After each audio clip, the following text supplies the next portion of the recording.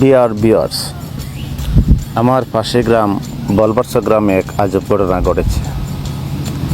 তো আপনারা ভিডিওটি দেখুন এবং বিস্তারিত বুঝতে পারবেন। তো ওই গ্রামের এক ব্যক্তির নাম হচ্ছে মুসলিম চৌধুরী ওরফে মুসা মিয়া সাহেব। উনি আজ থেকে 48 দিন আগে বয়সজনিত রোগে মৃত্যুবরণ করেন।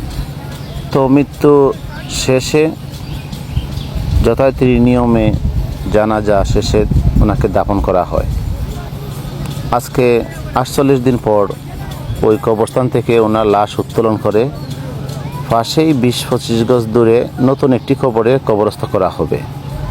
তো কেন করা হবে, কেন এই ঘটনা, এই বিষয়ে আমি যা শুনেছি এবং এখানে প্রত্যক্ষদর্শীরা অনেকে বলেছেন, বিস্তারিত আপনাদের সামনে তুলে ধরেছি। আজ থেকে 2-3 দিন আগে ওনার ছেলে স্বপ্নে নাকি দেখেছেন যে ওনার বাবা কবরস্থানে পানিতে ভেসে রয়েছেন এবং বলতেছেন যে এখান থেকে আমাকে তোমরা সরাও। তো এই স্বপ্ন দেখার পরে উনি ওনার বাবার পীর সাহেব, যিনি রেজবি তরিকার, ওই পীর সাহেবের কাছে এই স্বপ্নের ব্যাখ্যা করেন।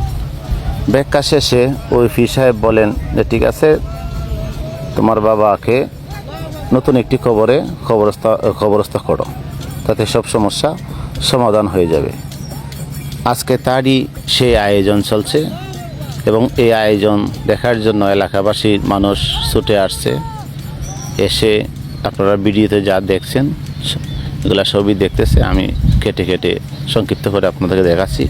অনেক মানুষ এবং রেজবি তরিকার মানুষজন এই কাজ শুরু থেকে শেষ করতেছে।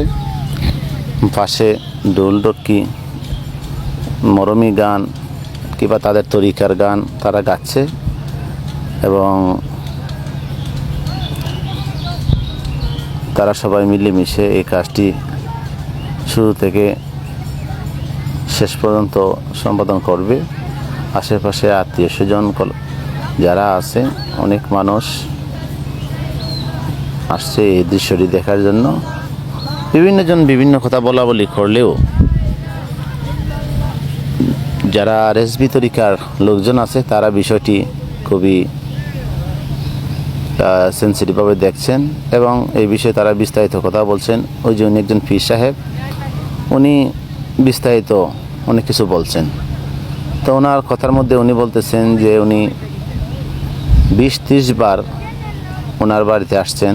পীর সাহেব মুসা মিয়া সাহেবের বাড়িতে আসছেন, বসছেন, খাওয়া দাওয়া করছেন। তো মুসা মিয়া সাহেব সম্বন্ধে ওনার একটা ভালো ধারণা আছে। উনি ওনার কিছু প্রশংসা করলেন এবং এই স্বপ্নের ব্যাখ্যার করণীয় কিংবা এখানে যা ঘটছে সেই সম্বন্ধে সবাইকে অবগত করতেছেন। আর ওনাকে যে অবস্থায়, উনি খাটো লোক ছিল, ব্যাটে লোক ছিল, হালকা কালো বর্ণের লোক ছিল, আমার জানা অনুযায়ী আমি ওনার আমন্ত্রণে প্রায় 30-35 বার আমি এই বাড়িতে আসছি এবং উনি ইমানদার মানুষ। মৃত্যুর আগে কইছি যে আমি ইমানদার, আপনাকে মাটিয়ে খাবেন। তো এখন আপনারা সেই অবস্থা দেখতে পাচ্ছেন। উনি যদি খরচা করলে যাইতো তাহলে এই দেহটা কি থাকতো? এই দেহটা থাকতো না। উনি যেভাবে ছিলেন সেভাবেই আছে।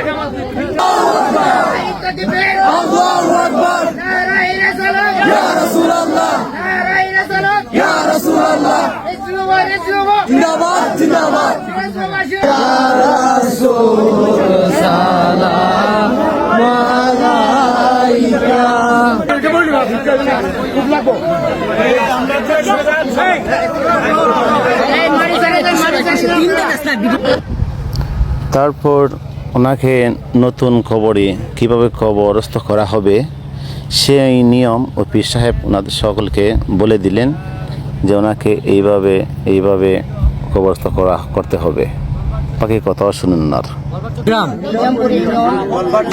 নিজামপুর ইউনিয়ন, কত নম্বর ইউনিয়নের মুসলিম উদ্দিন চৌধুরী রেজবি সাহেব আজ থেকে প্রায় 48 দিন আগে, তথা কত তারিখ 1/5/2025 তারিখে উনি ইন্তেকাল করেছেন। আমার জানাজা পড়ানোর কথা ছিল, কিন্তু আমি আসতে পারি নাই। তারপরে আমি আসছিলাম, ওনার যে আনুষ্ঠানিকতা এই উপলক্ষে আমি আসছিলাম।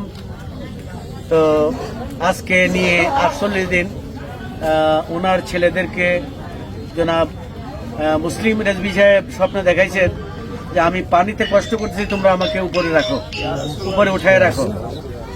ওনারা আমাকে জানাইলে আমি ওনাদেরকে বলছি ঠিক আছে, তোমরা ওনাকে উঠাও। ওনার দেহ তাজা অবস্থায় আছে, উনি ইমানদার, কোনো সন্দেহ নাই, ওনার ব্যবস্থাপনা করো।